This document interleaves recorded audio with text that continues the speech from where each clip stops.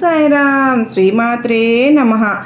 ఈరోజు సందేశం వెంటనే తెలుసుకుందామండి. మీరందరూ కూడా సంతోషంగా, క్షేమంగా, ఆరోగ్యంగా ఉండాలని మనస్ఫూర్తిగా నేను కూడా కోరుకుంటూ ఉన్నానండి. అయితే ఈరోజు వీడియోను మొదలుపెట్టే ముందు ఈరోజు వీడియోలో సందేశం అంటే బిడ్డ, నీకు ఈరోజు మే మొదటి రోజు మే ఫస్ట్ నీ జీవితంలో నువ్వు ఒంటరివి ఎప్పుడూ కాదు అని చెప్పి నేను ఎప్పుడూ చెప్తూ ఉన్నా కూడా నీ జీవితంలో ఎదురయ్యేటటువంటి ప్రతి సమస్యను కూడా నేను ఎలా తొలగిస్తాను, నీ జీవితంలో నువ్వు ఇప్పటి వరకు విననటువంటి ఒక ముఖ్యమైనటువంటి శుభవార్తను నేను ఈరోజు నువ్వు ఎలా వినబోతున్నావు అనే దాని గురించి ప్రతి ఒక్కటి కూడా నేను ఈ వీడియోలో చెప్పబోతూ ఉన్నాను. మరి నీకు అందించేటటువంటి ఈ దివ్య సందేశాన్ని ఉన్నటువంటి పరమార్థం ఏమిటో నువ్వు తప్పకుండా తెలుసుకోవాలి. నువ్వు ఈ ప్రపంచంలో ఒంటరివి కాదు. నీ కష్టం చూడడానికి నేను ఎప్పుడు సిద్ధంగా ఉన్నాను. చూడు, నీ కష్టాన్ని ఎవ్వరూ పట్టించుకోవడం లేదని ఎంతగానో బాధపడుతున్నావు. అది ఎంత మాత్రం అనుకోవద్దు. నీ కష్టాన్ని నేను ఎప్పుడు అడుగడుగునా చూస్తూనే ఉన్నాను. ఏదైనా నేను చెప్తూ ఉన్నానంటే అది నీ మంచికే కదా.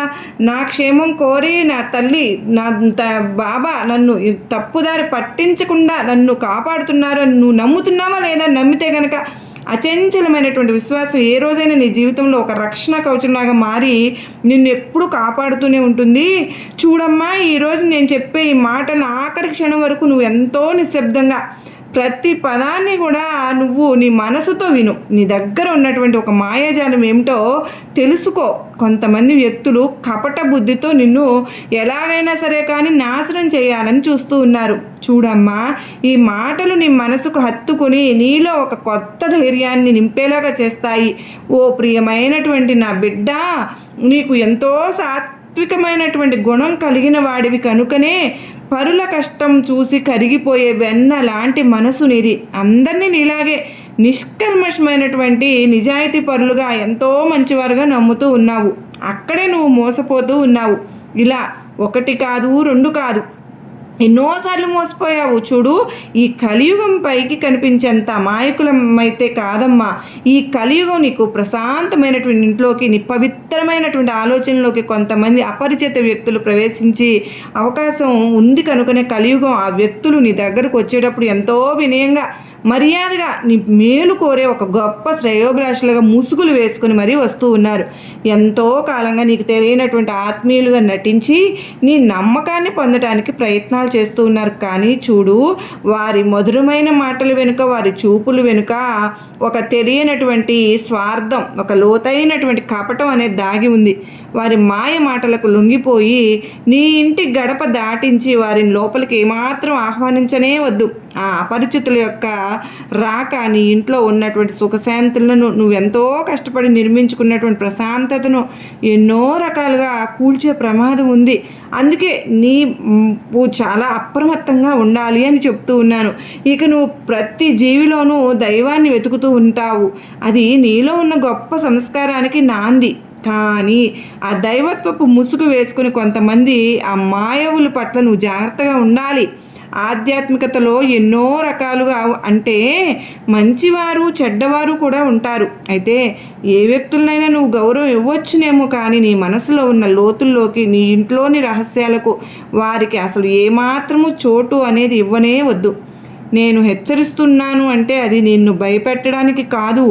నీ ఇల్లు ఒక సురక్షితమైనటువంటి దేవాలయంలాగా నిరంతరం వెలుగుతూ ఉండాలనే నేను కూడా కోరుకుంటూ ఉన్నాను. కనుకనే నా మాటలు విను.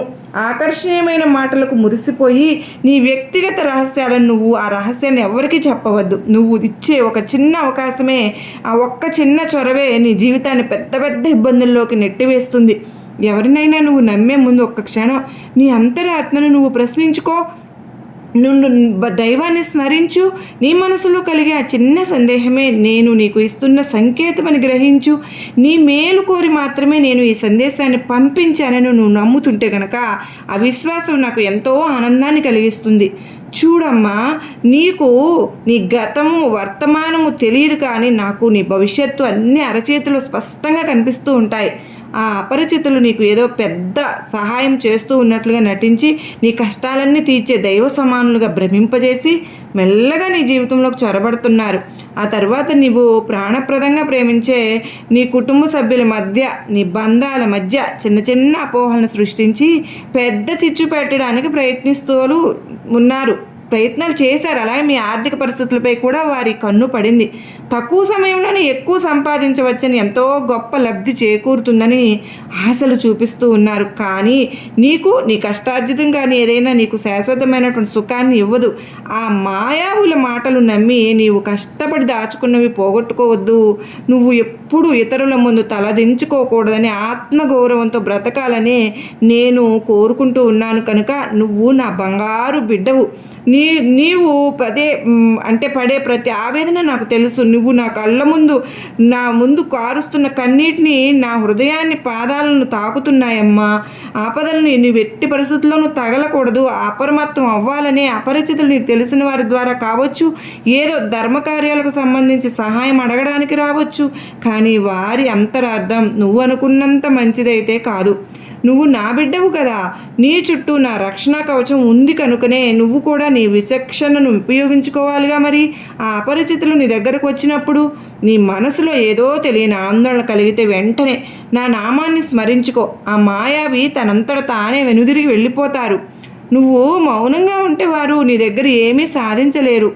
నీ కష్టాలన్నీ తీరిపోయే రోజు రేపటి నుంచి, అంటే ఈ శుక్రవారం రోజు నుంచి ఈ చిన్ని పరీక్షను నువ్వు గనక విన్నావు అంటే నువ్వు తప్పించుకోగలుగుతావు.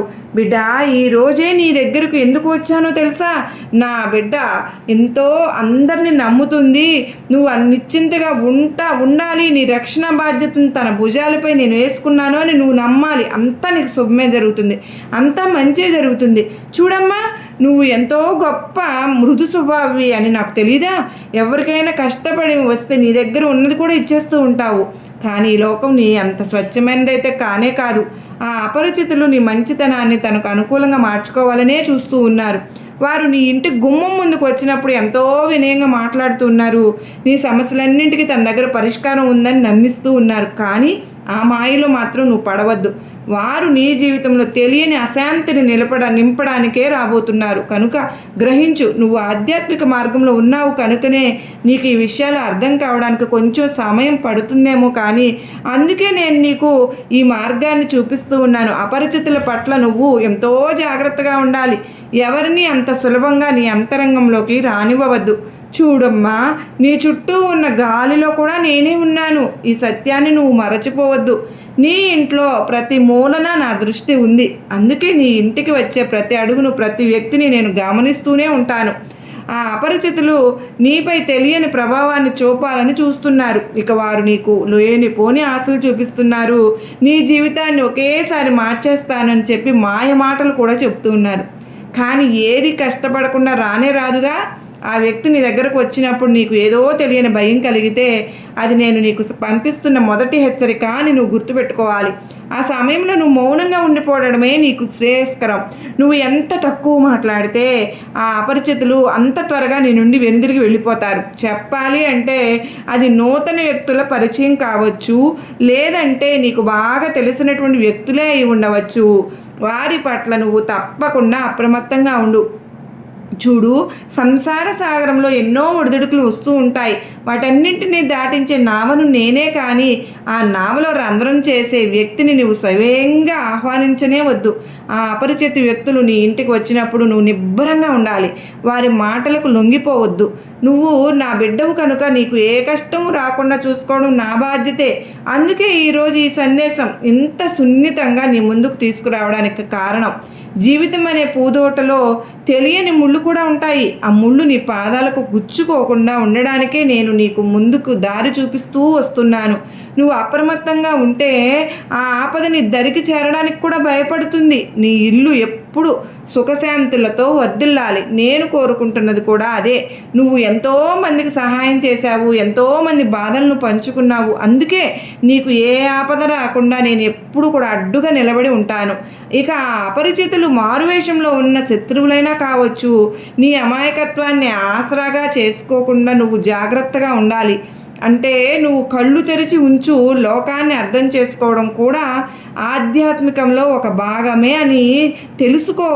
చెడును గుర్తించడానికి దూరంగా ఉండడమే కదా అసలైనటువంటి భక్తి. నువ్వు భయపడుతున్నటువంటి అవసరం అయితే లేదు, కానీ నేను తోడుగా నీకు ఉంటాను. నీ చుట్టూ ఉండే పరిసరాలు, నీ ఇంటికి వచ్చే వ్యక్తుల పట్ల నీకు స్పష్టమైనటువంటి అవగాహన వచ్చి తీరాలి తప్పకుండా. అంత మాత్రమే కాదు, నీ కళ్ళల్లో నీరు చూడడం నాకు ఏమాత్రము కూడా అస్సలు ఇష్టం లేదు. ఇక నీ ముఖంలో ఎప్పుడు చిరునవ్వే ఉండాలి. నీ ఇల్లు ఎప్పుడు సుఖశాంతులతో నవ్వులతో ఉండాలి. ఆ అపరిచితులు ఆ సంతోషాన్ని హరించడానికే వస్తున్నారు. అందుకే ముందే కళ్ళు తెరుచుకోమని నీకు హితవు చెబుతూ ఉన్నాను. నువ్వెప్పుడూ కూడా సంతోషంగా ఉండాలి, సుఖశాంతులతో ఉండాలనే కదా. ఇక నీ ఇంటి ద్వారం వద్ద నేను కాపలాగా ఉన్నానని మాత్రం గుర్తుపెట్టుకో తల్లి. నీవు పొరపాటును కూడా ఆ అపరిచితులకు నీ మనసులో కానీ నీ ఇంట్లో కానీ ఏ మాత్రము చోటు ఇవ్వవద్దు. నీకు ఇచ్చే ఒక చిన్న అవకాశం నీ ప్రశాంతతను దెబ్బతీస్తుందని గుర్తుపెట్టుకో. ఏ అపరిచితులో వచ్చి నీ జీవితాన్ని మారుస్తారని ఎప్పుడు అనుకోవద్దు. నీ తలరాతను రాసేది కేవలం భగవంతుడు మాత్రమే. ఆపద పొంచి ఉంది అని నేను నీకు కొంచెం సహాయం చేస్తానని ఇలా చెబుతున్నానని అర్థం చేసుకో. నీ జీవితానికి సంబంధించిన చాలా ముఖ్యమైన విషయం కనుకనే ఒకవేళ నువ్వు అశ్రద్ధ వహిస్తే నీవు కూడా ఇబ్బందులు పాలవ్వక తప్పదు. అప్పుడు బాధపడినా సరే లాభం ఉండదు. నేను నీకు ఇచ్చేటటువంటి హెచ్చరికగా నువ్వు భావించు, జాగ్రత్త పడు. ఆ ప్రమాదం నీ నీడను కూడా తాకదనుకో, కానీ ఆ అపరిచితులు నీ దరిదాపుల్లో కూడా రానివ్వకుండా నువ్వు జాగ్రత్త తీసుకుంటున్నావు కనుకనే జాగ్రత్తగా ఉండమని నాపై ఉంచినటువంటి నమ్మకం, విశ్వాసం ఎన్నో రకాలుగా నిన్ను రక్షిస్తూనే ఉంటుంది. నిశ్చింతగా ఉండు, భయపడవద్దు. నీకు నా రక్షణ బాధ్యతను తన భుజాలపై నేను వేసుకున్నానని గుర్తుపెట్టుకో. భవిష్యత్తులో నీ ప్రార్థనలు నిన్ను ఆ గండం నుంచి సునాయాసంగా గట్టెక్కిస్తాయి. నువ్వు ఎంతో సున్నితమైనటువంటి మనస్కురాలివి నాకు తెలుసు. అందుకే ఈ మాటలను నీకు తెలియపరుస్తూ ముందు జాగ్రత్త చర్యగా ఇవన్నీ చెప్పడం జరుగుతూ ఉంది. నీకెప్పుడు కూడా మాటలను ఆ తెలియని వ్యక్తులకు నీ దగ్గరకు వచ్చినప్పుడు చాలా తెలివిగా నువ్వు మాట్లాడాలి. నీకు లేనిపోని కష్టాలు ఉన్నాయని వాటిని తాను తొలగిస్తానని వారు చెప్తారు, కానీ నీ కష్టాలను తీర్చే శక్తి కేవలం నాకే ఉందని నువ్వు తెలుసుకో. వాళ్ళు మాయావులని గుర్తుంచు. నువ్వు ఎప్పుడూ కూడా నీ ఇల్లే నీ దేవాలయం అని చెప్పి భావించాలి. ఆ దేవాలయంలోకి అపవిత్రమైనటువంటి ఆలోచనలు ఉన్న వ్యక్తులను అసలు రానివ్వనే వద్దు. నువ్వు నా మాట వింటే నీకంతా శుభమే జరుగుతుంది. నీ భవిష్యత్తు ఎంతో ప్రకాశవంతంగా ఉండాలనే నేను నిన్ను దీవిస్తూనే ఉంటున్నాను. చూడమ్మా, నువ్వు చేసే ప్రతి పూజ, నువ్వు చదివే ప్రతి హెచ్చరిక, ప్రతిదీ కూడా నీ చుట్టూ ఒక రక్షణ కవచాన్ని నిర్మిస్తూనే ఉంది. ఆ కవచాన్ని దాటి ఏ అపరిచితులు కూడా నిన్ను ఎప్పుడు ఏమీ చేయలేరు. కానీ నువ్వే స్వయంగా తలుపులు మాత్రం అంటే ఆహ్వానిస్తే తీసి వాళ్ళు ఏం చేస్తారు? నేను మాత్రం ఏం చేయగలను చెప్పు. అందుకే నీకు ఈ సందేశం ద్వారా ముందుగానే హెచ్చరికలు కూడా జారీ చేశాను. ఈ వ్యక్తులతో నువ్వు వచ్చినప్పుడు నువ్వు నిబ్బరంగా ఉండు. వారికి కావలసిన సహాయం ఏదైనా ఉంటే బయట నుంచి చెయ్యి, అంతేగాని నీ వ్యక్తిగత జీవితంలోకి వారిని మాత్రం ఆహ్వానించవద్దు. నీ ప్రశాంతత నీ చేతుల్లోనే ఉంది. చూడు, నీ కష్టాలన్నీ తీరిపోయే సమయం ఆసన్నం కాబోతోంది. నువ్వు ఎన్నాళ్ళుగా ఎదురు చూస్తున్నటువంటి శుభవార్త ఈరోజు నీ తలుపు తట్టబోతోంది. కానీ ఆ సంతోషాన్ని అడ్డుకోవడానికి ఎంతోమంది వ్యక్తులు కాచుకుని మరీ ఉన్నారు.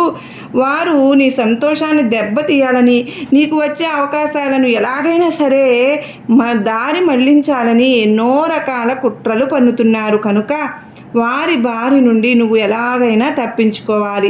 రేపు వచ్చేటటువంటి ఏ చిన్న అవకాశాన్ని అయినా నువ్వు విడుచుకోనే వద్దు. వారి దృష్టిని మళ్లించి నిన్ను తప్పుదారి పట్టించాలని చెప్పి వాళ్ళు చూసినా కానీ నువ్వు మాత్రం నాపైన ఉంచిన నమ్మకాన్ని సడలనివ్వవద్దు. నువ్వు చేసే ప్రతి పనిలో కూడా నేను నీకు తోడుగా ఉంటాను. ఆ మాయవుల మాటలకు లోబడకుండా నువ్వు ధైర్యంగా ఉంటే చాలు.